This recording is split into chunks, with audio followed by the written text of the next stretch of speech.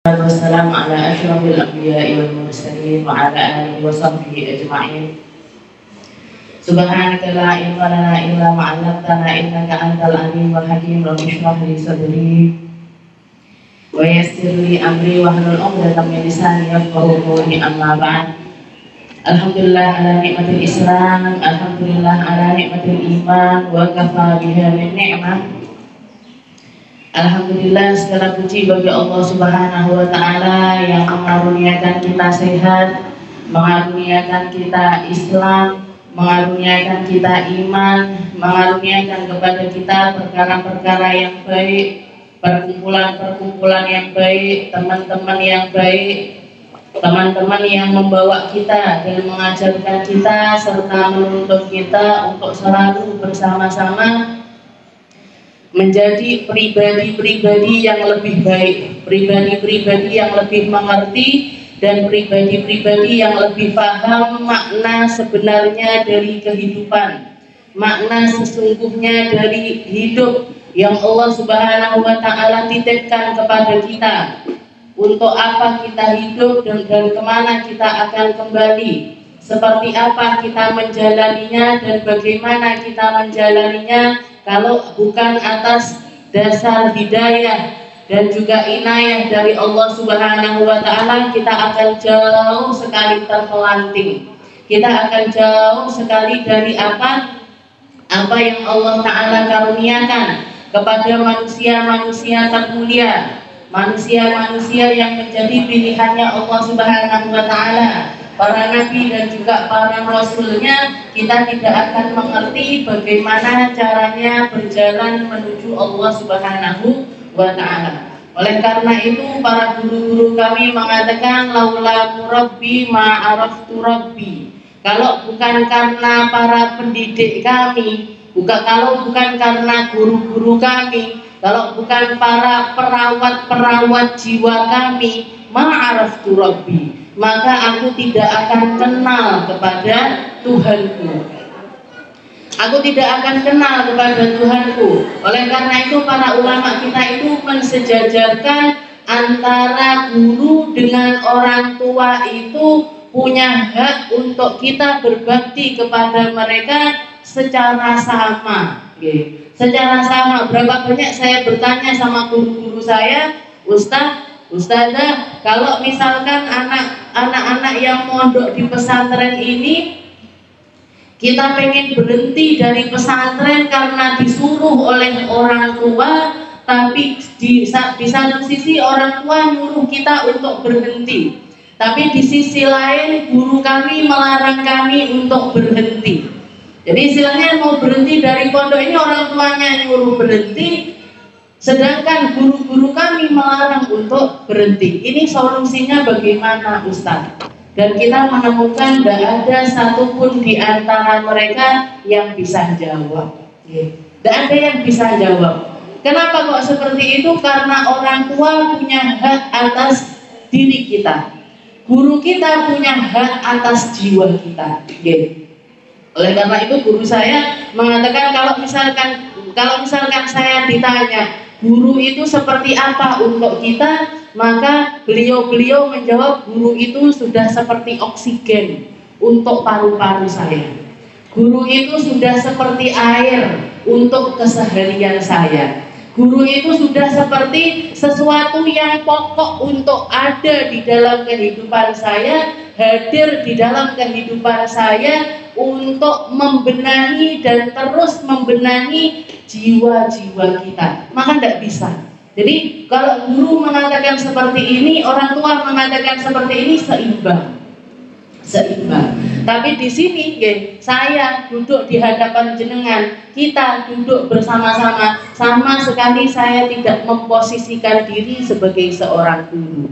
Kita belajar bersama-sama, kita ngaji bersama-sama. Yang harus dibenahi dari jenengan juga sesuatu yang harus terus saya benahi.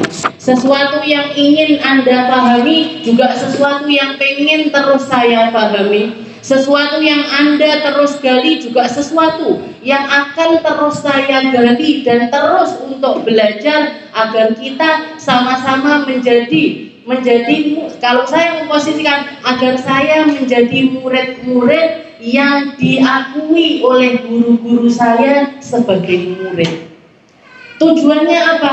Goyahnya apa? Maksudnya apa? Maksudnya agar mereka berkenan mengulurkan tangan-tangan mereka untuk menyelamatkan kami di akhirat kelak, di alam akhirat, di alam barzakh, di alam mahsyar, di alam penimbangan, di alam pembalasan, di alam setelah kematian. Saya berharap agar mereka mau mengakui sebagai murid-muridnya, sehingga kita bisa berbondong-bondong bersama-sama untuk berada di tempat yang indah. Ini harapannya, dan semoga kita semuanya pun demikian.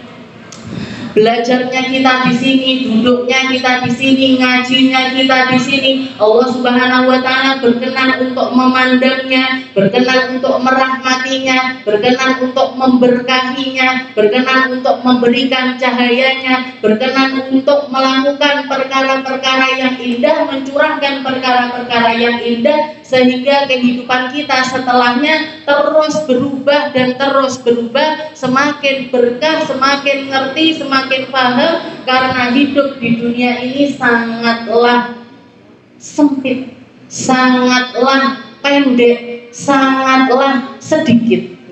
Hidup ini bentar banget, Bu. Hidup ini sebentar, tidak sepadan. Kalau jenengan hanya ingin menghabiskan waktu hidup di dunia ini untuk apa? Untuk senang-senang sama keluarga, untuk kerja banting tulang, keluar subuh, pulang malam, dan lain segitu terus seumur hidup. Eman. Kehidupan yang semacam ini, hidup yang semacam ini adalah cara hidupnya orang kafir, adalah cara hidupnya orang yang gak kenal Allah, adalah cara hidupnya orang-orang yang gak mengerti tujuan akhir dari kehidupannya, sehingga mereka menganggap setelah mati ya sudah. Saya kalau tidak bersenang-senang di sini ya tidak ada lagi kesenangan. Saya kalau tidak berharta di sini tidak ada harta lagi untuk saya. Kalau saya tidak bahagia di sini tidak ada lagi kebahagiaan untuk saya. Ini yang ada di dalam mindsetnya orang-orang non-muslim. Mati selesai. Mati kebersamaan saya sama suami selesai, sama anak-anak selesai, sama teman-teman selesai. Berduit selesai, ngelencar sana sini selesai, makan-makan enak selesai, semuanya. Tapi kita orang muslim tidak seperti itu. Kita orang muslim tidak seperti itu. Bahkan Allah Subhanahu wa Ta'ala mengutuskan Rasulullah Sallallahu Alaihi Wasallam ke atas bumi ini untuk memahamkan kepada kita seperti apa hakikatnya hidup, seperti apa kegembiraan yang sebenarnya, sakinah yang sebenarnya, ketenangan dan ketentraman yang sebenarnya. Karena hidup di dunia ini hanya pintu. Hidup di dunia ini cuma satu pintu yang harus kita lewati, dan lewatnya kita di pintu ini akan menentukan pintu mana di akhirat nanti yang akan kita masuki. Syurgakah, nerakakah? Makanya kalau kita lihat Rasulullah SAW, hidupnya Nabi Muhammad, beliau memilih untuk tidak berharta, beliau memilih untuk tidak punya duit, beliau memilih ngelencernya itu bukan untuk bersenang-senang, tapi misinya dakwah, misinya jihad, misinya peperangan, misinya mengislamkan orang-orang, misinya mengimankan orang-orang, misinya mensolatkan orang-orang, misinya memahamkan kalau hidup di dunia ini adalah hidup yang pendek, yang panjang di akhirat nanti. Nah, ketika Sayyidina Umar masuk ke rumahnya Nabi, melihat Rasulullah SAW sedang tidur, tidur di atas kasur yang jauh dari kata empuk, tidur di tanah yang cuma di atasnya itu dilapisi pelepah-pelepah kurma, sehingga kalau beliau balik ke kanan ataupun balik ke kiri, di punggungnya Nabi itu bekas garis-garis dari pelepah kurma tersebut. Sayyidina Umar nangis, Sayyidina Umar nangis mengatakan, ya Rasulullah, ra'aitu Kisra, ra'aitu Herakl. Ya Rasul, saya ini di masa jahiliyah pernah ketemu sama raja Mesir, sama raja Romawi, sama raja Syam dan lain sebagainya. Saya sering ketemu sama raja-raja, mereka semuanya tidak punya kamar kecuali luas. Mereka semuanya tidak punya ranjang kecuali empuk. Mereka semuanya tidak punya istri kecuali cantik-cantik luar biasa. Mereka tidak punya makanan kecuali enak-enak ya Rasul. Wa anta Rasulullah, wa anta Nabiyullah. Engkau adalah utusan Allah, engkau adalah nabinya Allah. Wa anta tanam ala hadza, dan engkau memilih untuk tidur di tempat yang seperti ini ya Rasul. Maka Rasulullah Shallallahu Alaihi Wasallam mengatakan, ya Umar, amatar ya Umar, anna lahumud dunya walanal akhirah. Ya wahai Umar, apa kamu tidak ridho wahai Umar kalau misalkan mereka boleh menikmati kenikmatan dunia walanal akhirah, tapi bagi kita kenikmatan akhirat yang jauh lebih panjang, yang jauh lebih nikmat, yang jauh lebih indah, yang jauh lebih cantik, yang jauh lebih bisa kita rasakan ketimbang kenikmatan di dunia. Kenapa kita tidak memilih untuk merelakan nikmat-nikmat di dunia dan mengirimkannya di akhirat, wahai umat? Seperti itu jawabannya Nabi. Dan itu masuk ke dalam jiwanya Sayyidina Umar, meresap di dalam jiwa Sayyidina Umar, sehingga dikatakan bahkan setelah sepeninggal Rasulullah wafat, digantikan oleh Sayyidina Abu Bakar kurang lebih 3 tahun. Setelah itu baru beliau menjabat sebagai khalifah Rasulullah, atau orang pertama yang dijuluki sebagai Amirul Mukminin, pemimpinnya orang-orang beriman. Sayyidina Umar di rumahnya, salah satu putrinya masuk ke dalam rumah, dapetin Sayyidina Umar ini makan sepotong roti kering dicelup sama minyak zaitun. Rotinya sudah kering. Roti kering itu berarti roti kemarin. Oke. Kalau enggak kemarin usah kering sekali, dicelupkan ke minyak zaitun, dimakan sama beliau. Ditanya sama putrinya, ya Umar, ya abadi, anta amirul mukminin, wahai ayahku, jenengan ini pemimpinnya orang beriman. Di masa Sayyidina Umar Islam berjaya. Di masa Sayyidina Umar banyak negeri-negeri yang takluk di bawah kepemimpinannya Sayyidina Khalid bin Walid, di bawah kepemimpinannya Sayyidina Umar bin Khattab. Istilahnya harta kita sudah banyak, makanan berlimpah. Makanan berlimpah, budak-budak berlimpah, harta emas perak rampasan dari negeri-negeri yang ditaklukkan itu luar biasa banyak ada di Madinah. Wa anta ta'kul mithla hada, sedangkan Anda makan roti kering seperti ini wahai Umar. Katanya Sayyidina Umar, jawabannya simple sekali. Beliau mengatakan, hakadza ra'aitu Rasulillahi akal. Seperti ini saya melihat Rasulullah itu makan. Seperti ini saya melihat Sayyidina Abu Bakar makan. Seperti ini saya melihat 2 sahabat saya makan.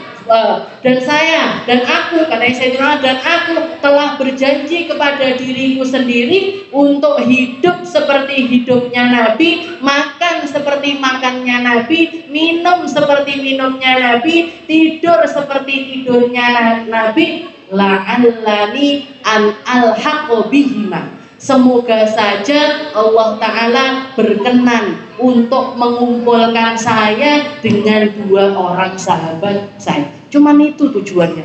Tidak tertipu sama sekali dengan kemewahan, tidak tertipu sama sekali dengan jabatan, tidak tertipu sama sekali dengan ilmu yang beliau miliki, dan tertipu dengan apapun yang menjadi zukhruful hayatid dunia, perhiasan dunia. Siapa yang tidak senang sama rumah mewah? Siapa yang tidak senang sama jilbab bagus? Gitu. Siapa yang tidak senang dengan perhiasan indah? Semuanya senang, semuanya senang. Tapi ketika kita menjadi orang beriman, menjadi orang yang berislam, tahu persis harta ini untuk apa, bisa kita manfaatkan untuk apa, mau dibawa kemana. Bahkan bisa dibilang orang-orang yang memilih untuk hidup zuhud di atas muka bumi ini, mereka orang-orang yang paling pelit. Kenapa kok paling pelit? Dikirim. Semua yang mereka miliki dikirim ke negeri akhirat, memilih untuk tidak mencicipi dulu di dunia agar nanti puas-puas menikmatinya di akhirat. Ada kan enggak tahan ya. Ini makanan di depan. Siapa yang tidak senang? Siapa yang tidak tertarik? Siapa yang tidak kepingin-pingin? Beliau pun punya rasa kepingin itu punya, tapi karena makrifahnya, karena hikmahnya, karena ilmunya, karena penahanan emosi mereka, karena apa? Hal-hal indah yang telah Allah Ta'ala titipkan kepada mereka dengan porsi-porsi yang besar, porsinya besar sekali yang didapat oleh generasi awal para didikannya Rasulullah Shallallahu Alaihi Wasallam secara langsung. Sayyidina Ali bin Abi Thalib di tengah-tengah peperangan, tengah-tengah peperangan ini pedang sudah di lehernya musuh. Jadi musuhnya ini pedangnya Sayyidina Ali sudah ada di lehernya musuh tersebut. Ternyata musuh ini ketika mau dipenggal didoni Sayyidina Ali. Diludahin wajahnya Sayyidina Ali. Kalau kita, misalnya kalau orang pada umumnya kalau sudah marah, yang baik aja lo bisa dirusak. Ini nomor gelas diucalne, piring diucalne, ini nomor. Semoga yang di sini tidak ada yang kayak gitu, kocok, dipecah nih. Bahkan saya kemarin lihat ada video di YouTube, cuman gara-gara beli sop kepanasan, ini yang punya toko disiram pakai sopnya. Naudzubillah. Jadi ini betapa istilahnya, betapa emosinya itu kayak anak kecil sekali. Betapa tidak ada kedewasaan sama sekali. Betapa tidak bisa kontrol emosi ini jauh sekali dari mereka. Karena mereka nggak punya, karena nggak ngerti, karena nggak pernah belajar, karena nggak pernah dididik dengan didikan ala Rasulullah Shallallahu Alaihi Wasallam. Ini Sayyidina Umar mau menggal kepalanya orang Yahudi, pedang sudah di sini, bahkan lehernya sudah terluka dari pedang tersebut karena pedangnya Sayyidina Ali ini terkenal dengan pedang yang sangat tajam. Dzulqarnain katakan pedangnya Sayyidina Ali ini julukannya punya dua cabang. Jadi kalau pedang biasanya ujungnya satu, ini beliau dua. Katanya Sayyidina Ali, kenapa? Wahai Ali kok bikin pedang yang semacam ini? Katanya beliau agar ketika nusuk ke perutnya orang-orang kafir, saya puter hancur perutnya mereka. Katanya Sayyidina Umar, hobinya itu bunuh orang kafir. Kalau Sayyidina Umar dikatakan, tapi ketika pedang ini sudah ada di lehernya musuh, diludahin. Bukannya diteruskan untuk dipenggal, enggak, dilepaskan. Setelah itu ditanya sama orang kafir, ya Ali, kenapa kok seperti itu wahai Ali? Katanya Sayyidina Ali, pedang ini selalu aku hunuskan di jalannya Allah. Saya bunuh orang karena Allah. Saya bunuh orang li'ila'i kalimatillah, agar mereka bersyahadat, agar mereka sholat, agar mereka puasa, agar mereka beriman kepada Allah Subhanahu wa Ta'ala. Ketika aku membebaskan pedangku di lehermu waktu itu, aku melakukannya karena Allah. Tapi begitu kamu meludahi aku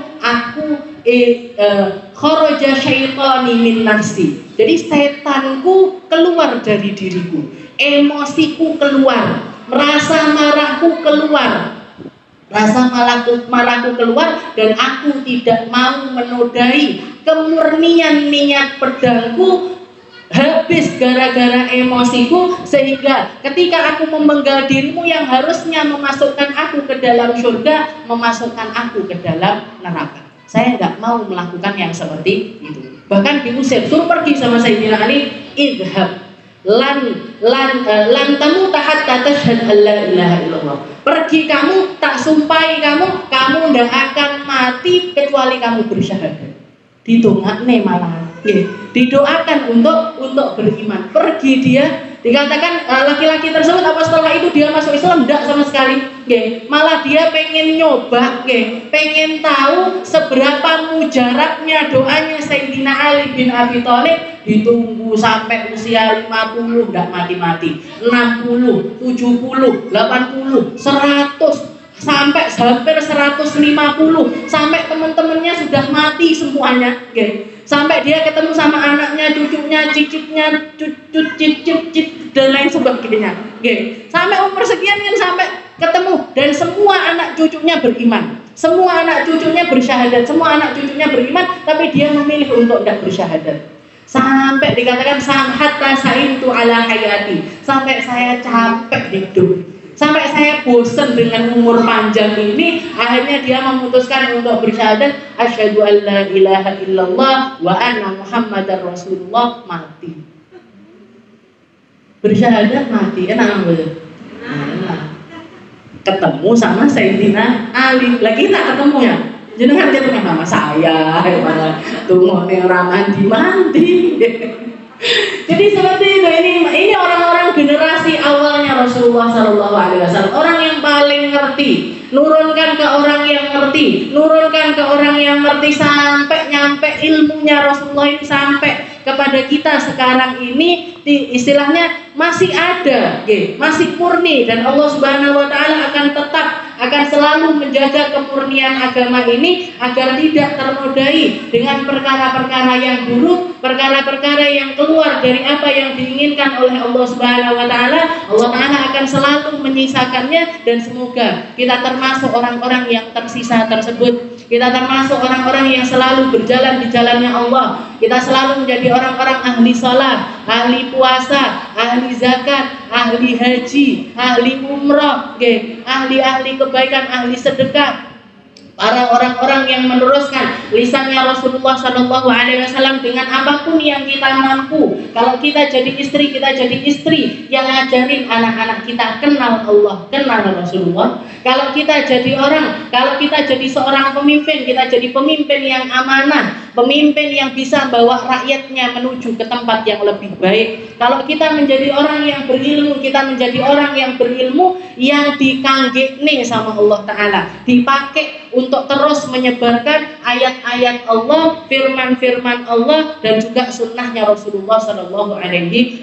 Dan semoga Allah Subhanahu Wa Taala menetapkan Islam kita, menetapkan iman kita untuk anak cucu kita, untuk keluarga kita, untuk semua orang-orang yang kita sayangi, dan semoga Allah Subhanahu Wa Taala melanggengkan nikmat ini, nikmat iman Islam ini sampai akhir hayat kita, sampai nafas kita yang terakhir, sampai kata-kata yang keluar terakhir dari lisan kita adalah la ilaha illallah wa anna muhammadar rasulullah. Meninggal dalam keadaan yang indah, meninggal dalam keadaan husnul khatimah, meninggal dalam keadaan yang diridhoi oleh Allah Subhanahu Wa Taala. Ala hadhihi niyyah wa ala niyyatin salihah wa ila hadratin Nabi Muhammad sallallahu alaihi wasallam bi sirril Fatihah.